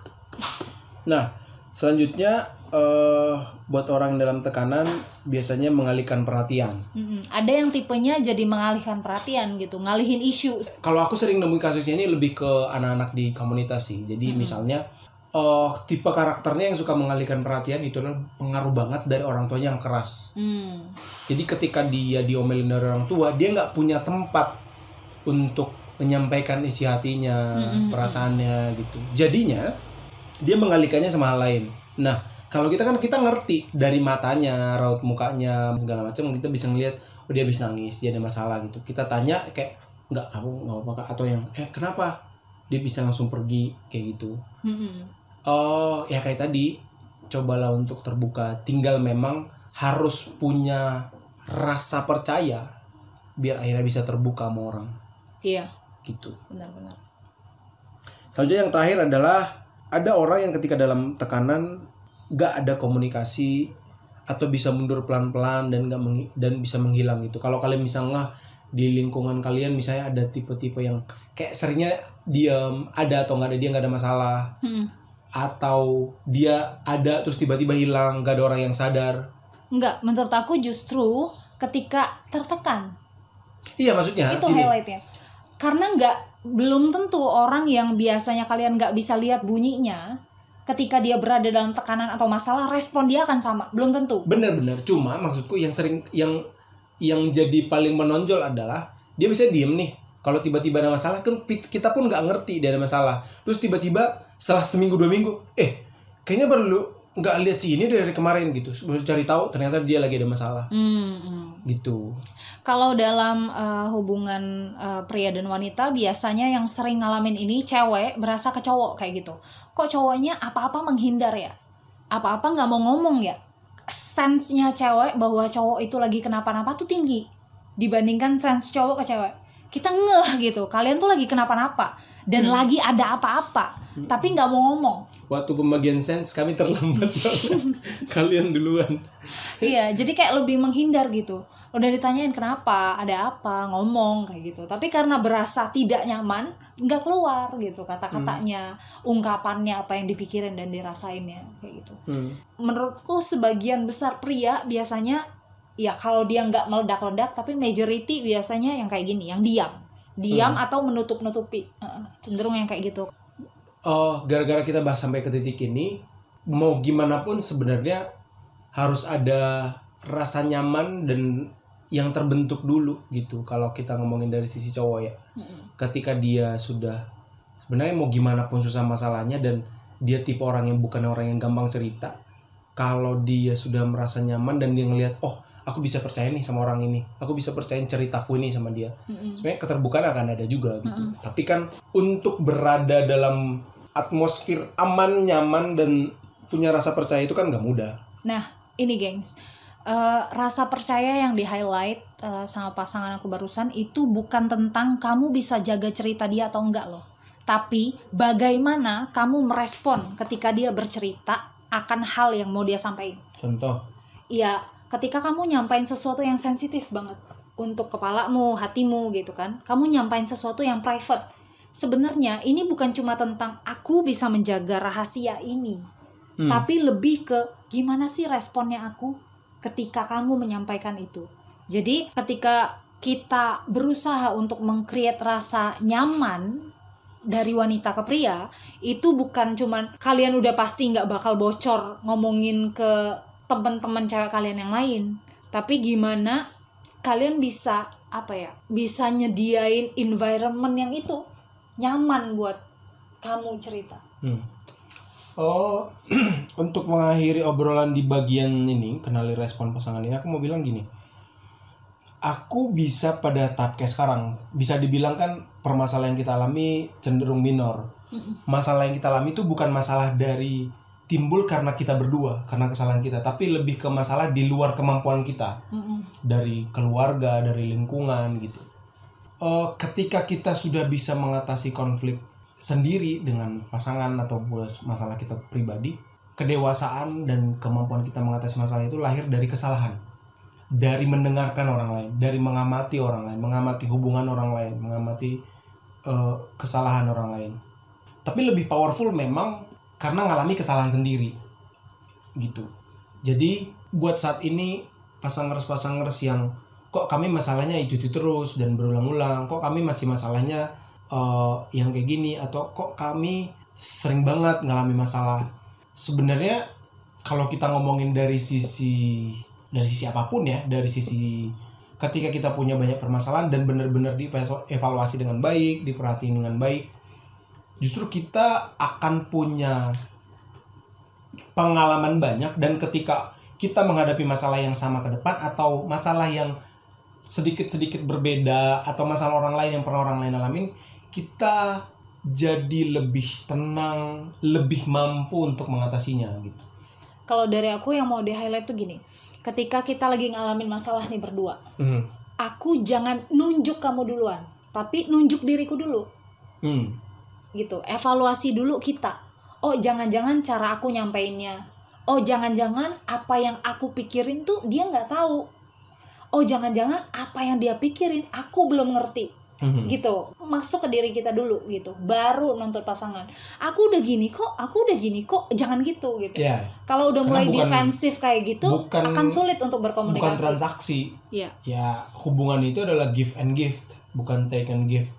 Menambahkan soal yang tadi, kalau kalian ada masalah, justru bersyukur gitu. Itu jadi momen kalian ada, ya kayak aplikasi diupdate jadi lebih bagus gitu. Satu lagi, kita pasti nggak bisa menghindari nih bahwa kita tuh punya kecenderungan respon negatif seperti ini terhadap pasangan gitu kan. Akan ada banyak tekanan, ancaman di dalam hubungan kita gitu. Dan respon-respon negatif seperti ini akan sulit untuk dihindari gitu.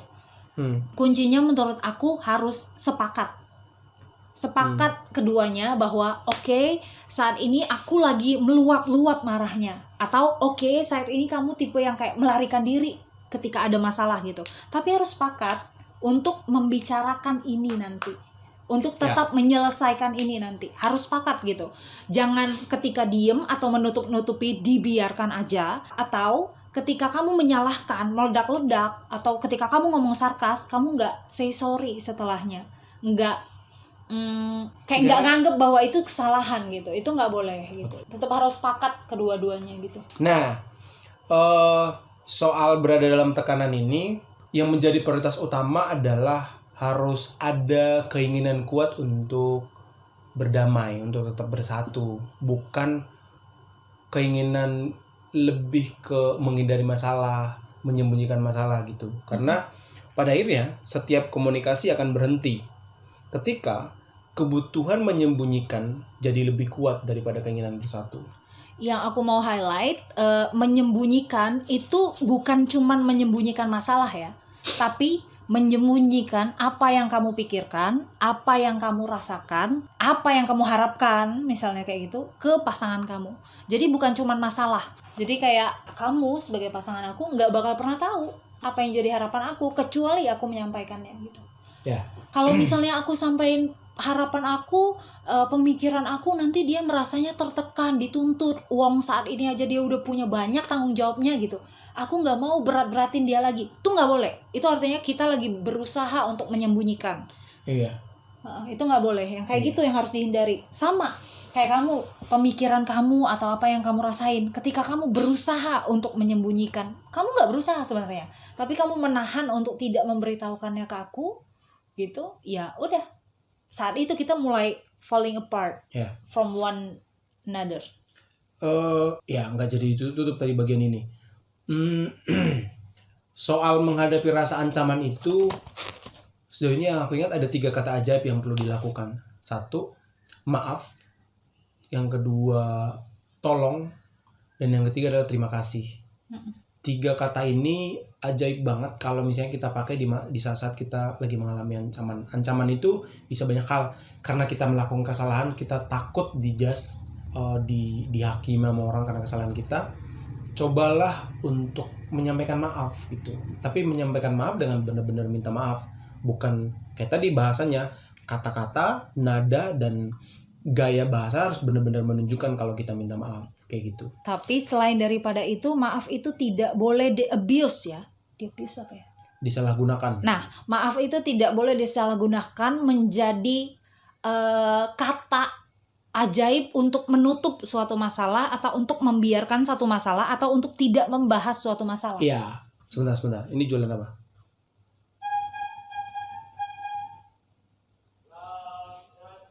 Roti bukan? Mana roti gitu. Ngaco. Nggak kedengeran. Oke, tolong itu nanti jangan diedit. Selanjutnya yang mau aku bilang soal tadi maaf, setidaknya dari sudut pandangku ya, ketika kita menghadapi masalah ada 2 masalah justru. Masalah itu sendiri dan masalah untuk menyelesaikannya. Salah satunya dengan meminta maaf. Jadi ketika kita sudah menyelesaikan satu masalah dengan cara meminta maaf, setidaknya setelah kita meminta maaf, satu masalah sudah selesai. Tinggal bagaimana menyelesaikan masalah itu sendiri. Gitu. Oh, soal maaf, aku punya catatan banyak kemarin. Oke, aku bacakan dulu. Soal maaf itu bukan soal sering atau jarang. Oke. Maaf itu bukan soal masalah besar atau kecil. Maaf itu adalah soal respon yang benar. Dan maaf jangan pakai tapi. Aku maaf ya, tapi kamu gitu sih. Jangan. Maaf ya, maaf aja. Terus maaf bukan berarti karena maaf lalu masalah selesai, tapi sediain waktu untuk membahas. Iya, betul. Oke. Udah di-summarize itu. Oke. Karena sensitif itu sebuah kata yang sering sekali disalahgunakan. Ceritakan kesalahan komunikasi yang sering kamu lakukan, terutama saat mendapatkan ancaman. Udah lah ya. Tadi kita udah ngobrol. Kurang lebih udah. Buat kalian pasangers, silakan jawab apa yang jadi kesalahan komunikasi yang kalian lakukan sama pasangan, khususnya lagi menghadapi ancaman. Kalau kalian masih sendiri, boleh masalah kalian dengan teman, keluarga, atasan, bawahan, sampingan.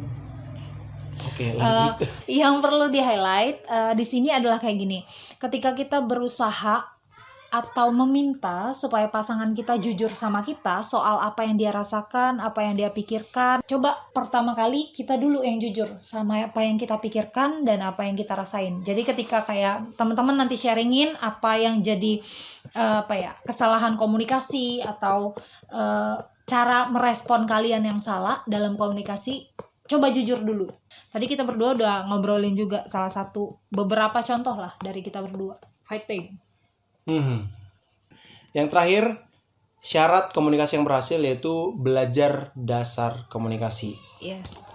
Gimana pun ya, menurut aku misalnya, aku keluar dari latar belakang yang aku mampu mengamati bahasa tubuh, aku mampu mengamati kayak bahasa yang tidak terlihat dari kata-kata, dari bahasa tubuhmu, dari nadamu. Aku ngerti ketika aku mengamati. Tapi aku cenderung orang yang keluar dari latar belakang yang tidak begitu mampu atau tidak mengerti gimana cara menyampaikan kata-kata. Aku kayak gitu. Tapi menurut aku poin ketiga ini dibilang belajar dasar komunikasi. Setiap orang bisa aja punya banyak kelemahan dalam hal berkomunikasi. Tapi kita bisa belajar. We can start now. Oke. Kita bahas satu persatu. Ada banyak banget nih dasar komunikasi. Pertama, penerimaan apa adanya. Kita harus bisa menerima pasangan kita apa adanya, dari sifat-sifatnya, kekurangan fisiknya, rasa percaya dirinya, ya kan? Kan nggak semua terlahir dengan komunikasi yang bagus gitu. Selanjutnya, bagaimana kita bisa menahan agar nggak mengubah kepribadian pasangan kita seperti apa yang kita pikirin baik. Nah, penerimaan apa adanya kayak gitu. Tapi dengan catatan gini, setiap orang punya kebiasaan baik dan kebiasaan buruk. Kalau memang ada kebiasaan buruk yang bisa kita benerin bareng-bareng, mari kita benerin bareng-bareng. Tapi ternyata kami menemukan bahkan yang sudah pasangan puluhan tahun pun punya masalah itu. Jadi ceritanya adalah satu pasangan yang sampai mereka sudah menikah puluhan tahun, sudah tua dua-duanya. Si suaminya tetap punya kebiasaan yang kalau mandi handuk asal dilempar gitu. Nah, ada titik di mana cuma gara-gara handuk nggak dirapiin ini, si istrinya emosi dan marah banget gitu. Itu kan hal-hal yang sepele kan. Tapi ternyata kebiasaan yang buruk kayak gitu pun harus diterima puluhan tahun. Bayangkan mandi sehari itu kan minimal sekali. Setahun 365 hari. Anggaplah mereka menikah 10 tahun lah misalnya. Berarti 3.650 kali. 3.650 kali lah dia bilang, simpan handukmu itu. Enggak diberesin. Simpan handukmu, enggak diberesin. Ya Allah, sampai jungkir balik dia bertubi-tubi, kayaknya enggak bisa bener. Ya mungkin adalah sekali dua kali bisa. Kayak wow gitu, surga dunia. Besoknya balik lagi gitu. Dan itu satu penerimaan yang harus dilakukan. Sekali lagi catatannya bukan berarti kita jadi nggak memberikan kesempatan kepada pasangan untuk bekerja sama menyelesaikan kebiasaan buruknya. Yang kedua, ketulusan. Maksudnya adalah ada rasa saling percaya, pasangan merasa bahwa Anda orang yang tulus, terus diungkapkan dengan nada suara dan gaya bahasa tubuh yang sesuai kalau kita benar-benar tulus gitu. Banyak contohnya kita bisa dengan senyum, mimik mukanya benar-benar menyampaikan apa adanya, dahi nggak perlu mengkerut ngomong gitu. Kita cukup menyampaikan apa adanya, apa yang benar-benar kita rasakan gitu, apa yang berasal dari hati kita gitu. Kadang pemberian terbesar yang mahal gak berguna apa-apa kalau misalnya kita gak menyampaikannya dengan baik. Tapi sesuatu yang kecil kalau kita sampaikan dengan baik, ya akan lebih baik hasilnya. Ya. Terus yang selanjutnya itu empati. Jadi berusaha buat ngelihat dunia dari pandangan pasangan kita. Tapi ya ini nggak selalu sih berarti bahwa kita setuju atau sependapat sama pasangan kita. Aku secara pribadi sempat terjebak di sini juga. Aku tadi mau bercanda empati meskipun pakai IM3. Siap. Tapi tidak jadi. Saya kasih contoh aja. Oke, sip. Biar contohnya. Aku terjebak dalam kayak gini. Sudah mengerti bahwa ketika ada masalah jangan langsung dihakimi. Ya. Coba, oh dia kenapa ngelakuin kesalahan itu. Tapi karena sudah punya prioritas untuk mendengarkan kenapanya, jadi lebih cenderung Berpihak. bukan berpihak, tapi kayak oh nggak apa-apa dia lakuin itu, dia punya alasan gitu. Iya berpihak. Salah tetap harus salah gitu. Iya. Tapi misalnya ada orang yang salah, aku ngerti kenapa ngelakuin itu, nggak usah merasa tertekan, nggak akan dimarahin. Sudah cukup penghukuman buatmu karena kau merasa bersalah atas lakukan kesalahan itu. Tapi tetap ada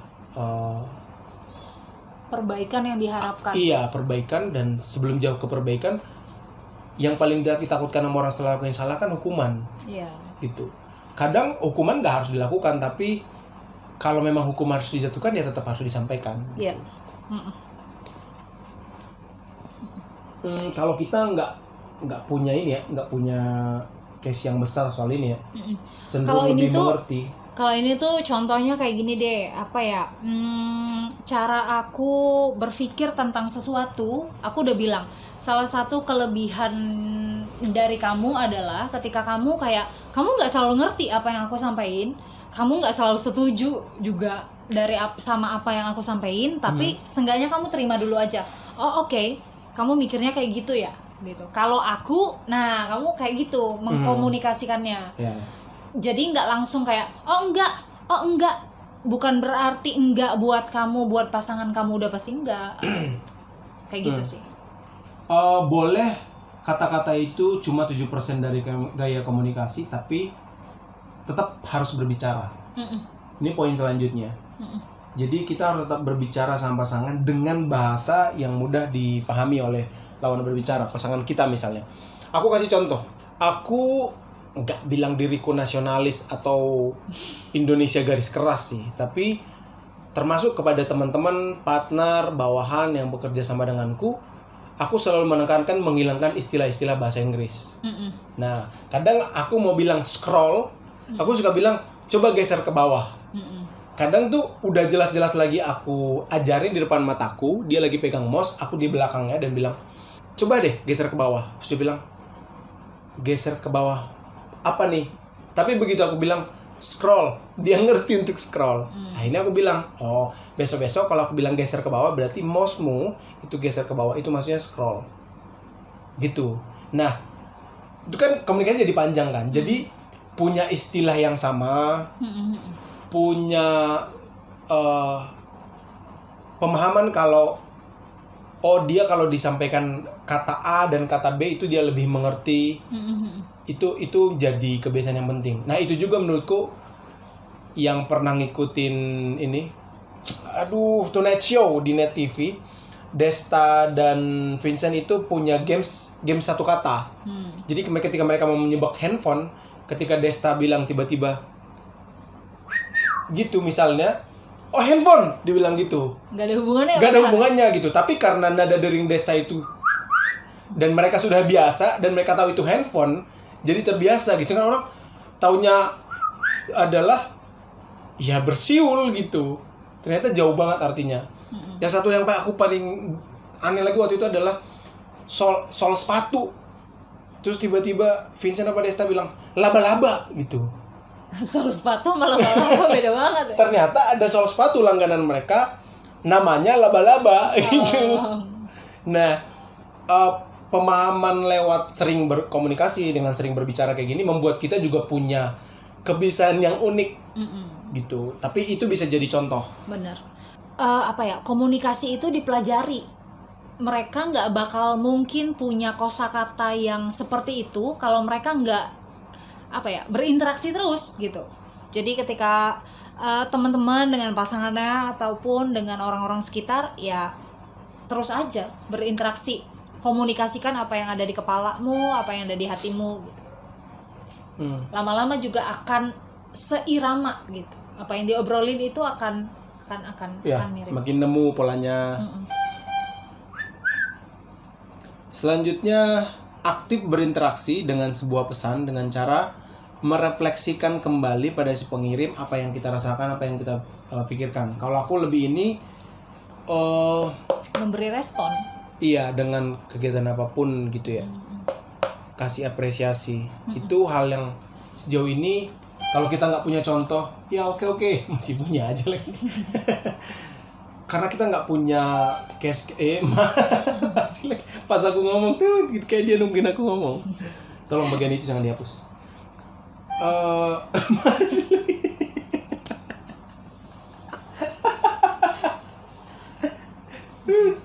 Aku nunggu dia. Pas aku ngomong dia punya lagi nih. Aktif berinteraksi. Kita nggak punya case khusus sih soal berinteraksi karena saat semua orang di masa-masa WFH, bukan semua orang, banyak orang di masa-masa WFH jadi LDR misalnya yang pasangan-pasangan, kita karena terbilang dekat tempat tinggalnya jadi sering komunikasi, untuk aktif berinteraksi ini tuh mau tidak mau sudah diciptakan oleh lingkungan gitu. Oleh kondisi ya. Iya. Oh iya, tapi boleh yang kesulitan berkomunikasi, berinteraksi selama pandemi, boleh dong kalian komentar di bawah apa yang jadi masalah kalian. Terus selanjutnya mendengarkan apa yang tersirat, bukan cuman apa yang tersurat. Jadi dilihat bahasa tubuhnya gitu. Karena yang tadi kita bilang ada banyak sebenarnya yang mau dikomunikasikan sama pasangan kita tuh melalui bahasa tubuhnya, bukan cuman apa yang dia omongin gitu. Nah, kalau ini menurutku lebih ke cewek sih. Karena kebanyakan kita masih mengkomunikasikan sesuatu secara tersirat dibandingkan tersurat. Emang Iya. harus diakui seperti itu. Nah, karena gini, yang sering lah kita buat contoh yang berulang-ulang, misalnya lagi jalan ke mall sama pasangannya, terus tiba-tiba bilang, bajunya bagus. Sebenarnya ada harapan, dengan aku bilang gini dibeliin baju misalnya. Buat cowok akan lebih mudah, bajunya bagus, beliin dong gitu, karena hari itu misalnya hari gajian gitu. Akan lebih mudah kayak gitu sebenarnya dimengerti oleh cowok. Tapi biar bagaimanapun, terlepas cowok ataupun cewek harus mengerti makna tersirat dari bahasa pasangannya. Itu jadi catatan pertama. Tapi yang kedua, pasangan pun harus belajar untuk benar-benar menyampaikan apa yang dia maksud. Nah, lewat kedua hal ini akan terjadi kesalahan. Nah, ketika lewat kesalahan ini nanti akan lebih mengerti lagi. Kadang nggak perlu lagi disampaikan secara tersirat, secara tersurat. Si pasangan sudah ngerti. Gitu misalnya yang simpel lah buat kita lagi kerja terus tiba-tiba batuk. Udah refleks gitu ngambil minum dan ngasih gitu loh. Itu akan lebih mudah misalnya. Kayak atau lagi ngerjain, lagi depan komputer terus tiba-tiba matanya mondar-mandir. Terus tiba-tiba nih ngasih HP. Itu hal yang sederhana, tapi itu kan lewat kebiasaan, lewat kesalahan akhirnya timbul gitu. Selanjutnya, meminta maaf. Tadi kita bahas rinci ya. Meminta maaf itu kita lewatkan saja. Iya. Selanjutnya soal sentuhan. Bahasa kasih kan ada 5.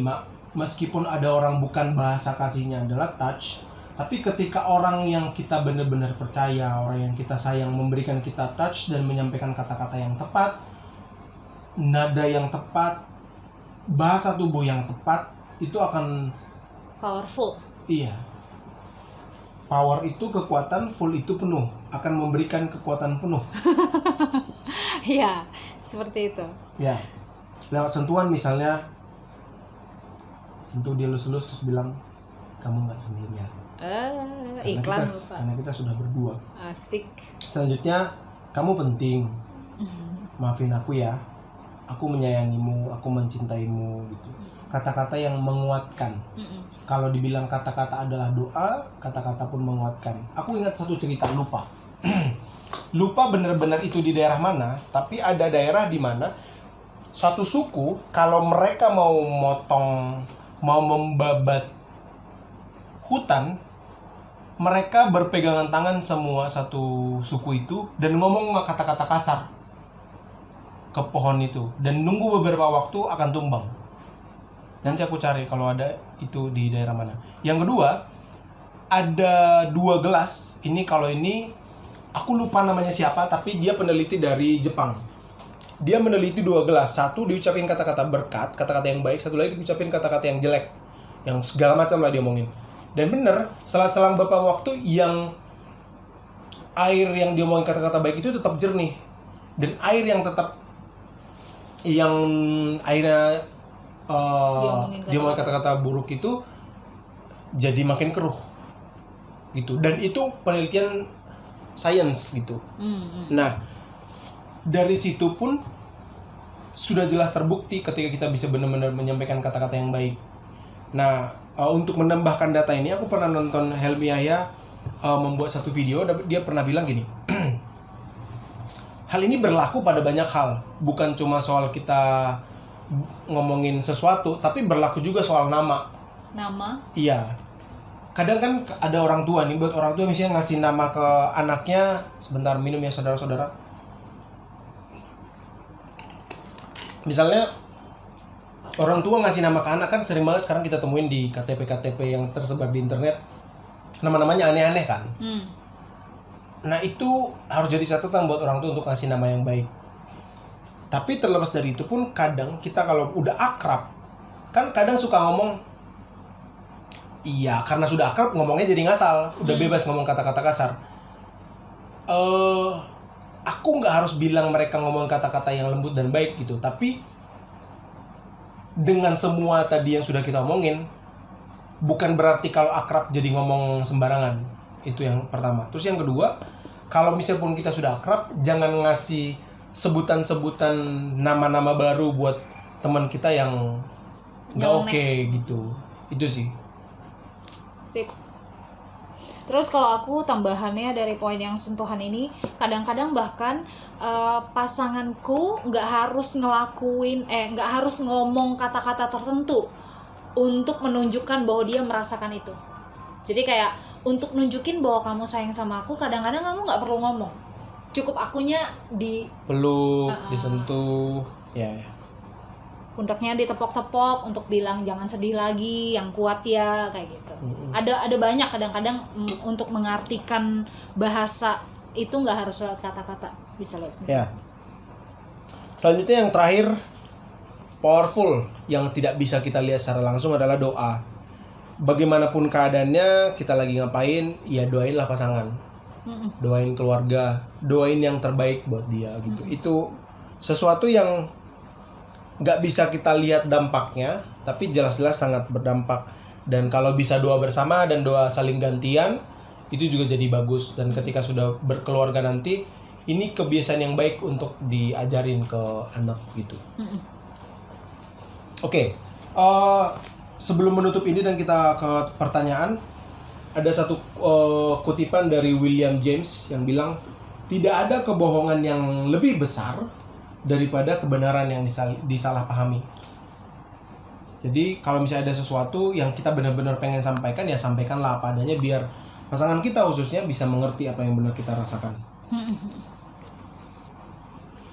Untuk testimoni pribadi, apa sih menurut kita yang bisa jadi penghalang di dalam komunikasi? Ceritain dong gimana pengalaman kita membicarakannya dan mengatasinya. Di dalam kelas pranikah kita ada poin-poin yang disampaikan ketika nanti kita dalam rumah tangga itu sebenarnya ada banyak penghalang untuk kita berkomunikasi dengan baik gitu. Tapi mungkin itu belum semuanya kita rasakan sekarang efeknya sebagai orang yang baru akan merencanakan pernikahan kan. Belum kita rasakan efeknya gitu. Beberapa hal yang jadi penghalang dalam komunikasi itu biasanya kesibukan atau kerjaan. Ya. Terus yang kedua sangat powerful, gadget. Ya. Gadget itu entahkah lagi scroll sosial media, entahkah lagi main games dan lain sebagainya. Nonton gitu ya. Korea. Kok kayak curhat? Oke.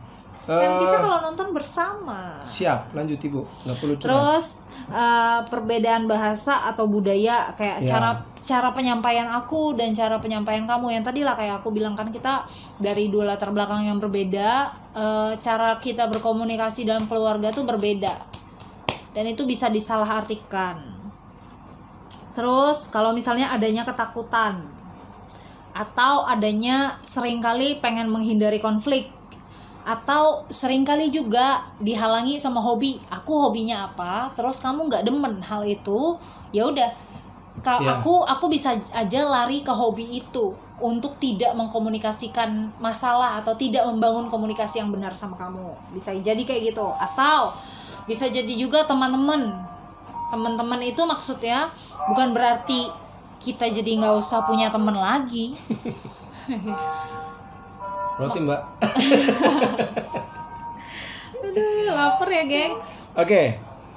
Selanjutnya ada banyak hal sih. Bisa dari si egonya kita, budaya, kebiasaan gitu. Anak yang kita bilang juga gitu. Soal anak ini ada satu ilmu penting khususnya buat teman-teman yang sudah menikah dan kita apalagi yang sudah lagi proses untuk pernikahan. Jadi aku juga baru mengerti setelah beberapa waktu terakhir kalau kita punya anak, kalau diilustrasikan adalah dalam sebuah gambar. Bayangkan sebuah gambar sebelah kanan cowok, sebelah kanan cewek misalnya. Sebelah kiri. Hah? Sebelah kanan cowok, sebelah kanan cewek kamu bilang. Ya sama aja lah, mau dimanapun posisinya kan. Pokoknya cowok dan cowok berdampingan. Ya harusnya aku bilang gitu. Cowok dan cewek berdampingan nih. Kalau kalian menaruh anak, cara pengasuhannya adalah jangan taruh anak di tengah. Kita ilustrasikan itu dulu. Kalau kita misalnya semakin banyak punya anak, kita semakin berjarak tuh. Nah, ketika nanti anak sudah besar dan mereka pergi, kita suami istri akan jauh jaraknya. Butuh waktu lagi untuk saling mengerti, berdekatan, komunikasi untuk nyambung lagi. Kalau punya anak, taruhlah mereka di kanan dan kiri. Percayakan satu ke suami atau percayakan satu ke istri. Tetap harus kerjasama gitu. Tapi dengan begitu, ketika anak sudah besar, kita sebagai suami istri pun hubungannya tetap kuat. Dan ketika pun misalnya anak masih dalam proses bertumbuh dan orang tua butuh untuk saling diskusi, tetap punya hubungan yang kuat gitu. Kalau dari aku tambahannya kayak gini. Ini bukan tentang ngomongin sesuatu yang fisik ya. Anak boleh kayak berada di antara kita berdua, yes. Tapi maksudnya di sini yang di highlight itu adalah komunikasinya. Artinya kita berdua nggak boleh cuman ngomongin something else, termasuk anak. Hanya itu doang. Tanpa kita ngomongin apa sih yang aku rasain, apa yang aku pikirin, apa yang lagi mau kamu bangun, apa yang lagi mau kamu kerjakan. Kita berduanya jadi kehilangan momen untuk kita berdua menyampaikan apa yang kita berdua pikirkan, rasakan, dan mau lakukan. Dibandingkan anak kayak gitu, itu yang nggak boleh gitu. Membicarakan anak, yes, tapi kalau kita hanya berkomunikasi tentang anak doang, masa depannya dia doang, gitu enggak, no. Tiba-tiba pas lagi kita ngomong gini, ngelihat ada juga artis-artis yang karena kesibukannya jarang punya waktu sama pasangan, jarang punya waktu sama istri gitu. Ya, cuma tiba-tiba kebayang aja.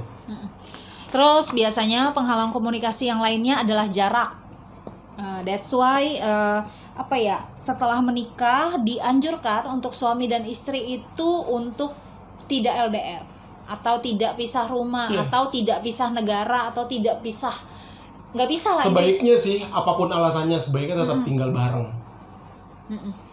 Aku sulit mengerti dan sulit memberikan contoh, ngasih evaluasi, ngasih masukan ke orang yang misalnya suaminya harus berlayar, istrinya harus berlayar gitu-gitu, yang jadi pilot, yang jadi apalah, yang membuat jarak mereka harus jauh.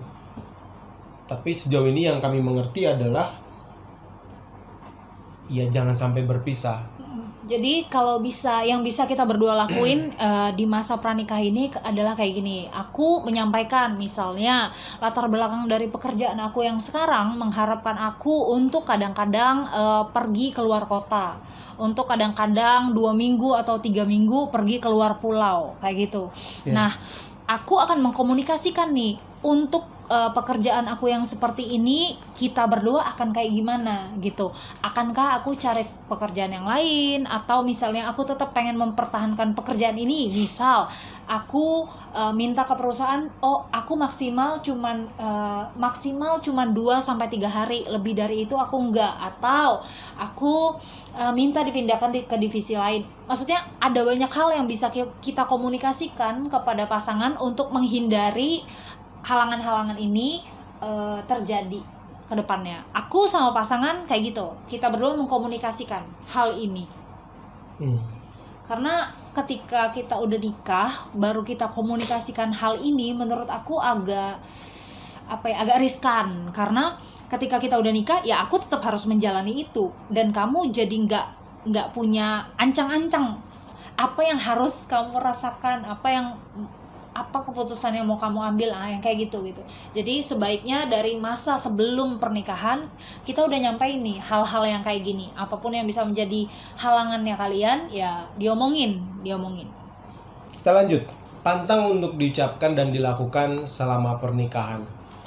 Tinggal teman-teman ngambil relevansinya aja buat yang lagi masih sendiri, yang lagi ada di kantor, di komunitas, atau yang sedang lagi pacaran, lagi persiapan pernikahan ya. Kamu selalu nggak boleh ngomong gitu, kayak kamu selalu deh susah diingetin, kamu selalu deh lupa, kamu berubah, iya, kamu tuh iya. gini, kamu nggak pernah ngertiin aku, kamu nggak pernah, iya perasaan nggak pernah itu kayak total nggak sama sekali, padahal Iya. cuma Mengeneralisasi. Selanjutnya, aku menyesal menikah denganmu, aku menyesal masuk ke kantor ini, aku menyesal temenan samamu, aku menyesal pacaran samamu. Dasar kau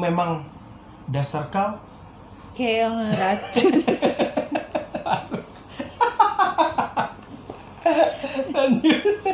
Terus ceraikan saja aku, putuskan saja aku, kembalikan aku pada orang tuaku, pulangkan saja aku pada ibuku di pematang sawah. Waduh, kamu anaknya siput.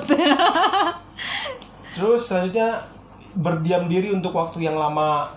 Jadi jangan perang dingin, diam-diaman gitu, janganlah. Cukuplah masa-masa SD kita kayak gitu. Masa-masa SD. Ada SD sampai SMP aku kayak gitu sama temanku, diam-diaman.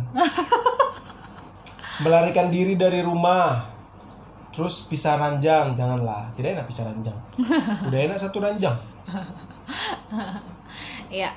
Kalaupun maksudnya yang bisa. Oh, ini lagi yang dilakukan, pecahin barang, rusakin iya. barang, jangan juga. Bener-bener, gengs. Aduh, seram. Cukuplah masa lalu kita yang rusak. Jangan semua barang di rumah ini dirusak. Beli mahal-mahal ya, Kon. Gitu. Kita sebenarnya belum bisa yang relate banget sama apa yang diomongin ini, Iya, gitu. Tapi belum sampai ke sini. kayak aplikasi yang bisa kita lakuin paling ya enggak meng-abuse kata aku pengen putus gitu berulang-ulang gitu. Itu nggak boleh. Itu kan mirip aja dengan ceraikan aku gitu. Nah itu kita belajar untuk tidak mengatakan itu mulai dari sekarang. Boleh aku bilang gini, pengalaman pribadi, kalau kalian sudah putus nyambung berulang-ulang, ya dari pengalamanku sih nggak akan berhasil sih. Ini testimoni pribadi yang real, gengs. Ya. Dari obrolan kita ini, kita mau bilang, ambillah komitmen bareng sama pasangan kalian mulai hari ini dan seterusnya untuk melakukan komunikasi-komunikasi yang tadi, dan untuk nggak melakukan dan nggak mengucapkan apa tadi yang pantang-pantang itu. Oke, testimoni pribadi, ceritakan apa komitmen kalian sebagai pasangan agar kelak tidak melakukannya ketika sudah menjadi suami dan istri. Silahkan Ibu. Ya yang tadi kayak aku udah sampein, komitmen yang bisa kita lakukan sekarang ya paling kayak gitu. Aku nggak cuman gara-gara aku sebel sama kamu, aku nggak, udahlah kita putus aja, udahlah aku nggak mau, kayak gitu misalnya. Aku nggak kayak gitu. Atau kamu tuh ya selalu, nah kayak gitu, kamu tuh ya selalu, aku berusaha sedapat mungkin tidak melakukannya. Pasangan juga kayak gitu. Kita komit untuk tadi kok kamu kayak gini gitu, lebih mengkomunikasikannya dengan baik. Terus kita berdua juga berusaha supaya enggak perang dingin. Jadi kita kalau misalnya ada sesuatu yang aku belum bisa sampaikan gitu, aku nggak secepat dia kayak memproses segala sesuatu gitu. Aku lama gitu mikirin, ngerasain dulu kayak gitu untuk aku nyampein sesuatu. Ya aku mengizinkan diri aku untuk berdiam dulu. Tapi aku bukan lagi perang dingin sama pasangan aku kayak gitu. Jadi mengizinkan dia untuk tahu kalau aku lagi berpikir ya tentang ini gitu. Nanti kita bicarakan. Itu penting dibangun mulai dari sekarang. Lebih baik misalnya lagi ada masalah dan nggak sanggup untuk mengungkapkan kata-kata yang baik daripada malah pecah dan rusak. Iya. Lebih baik bilang, aku lagi ada masalah, aku belum sanggup untuk nyampeinnya. Kita jangan bahas itu dulu ya. Gitu. Udah kayak gitu sih kalau dari kita. Wow, panjang banget obrolan kita. Coba share dong kalian kasih komentar apa yang sedang menjadi permasalahan kalian dalam komunikasi, dan kalau memang mungkin kan nanti kita ngobrol di season kedua dan kita bahas itu, boleh juga. Sampai ketemu di episode selanjutnya. Ciao, terima kasih. Bye.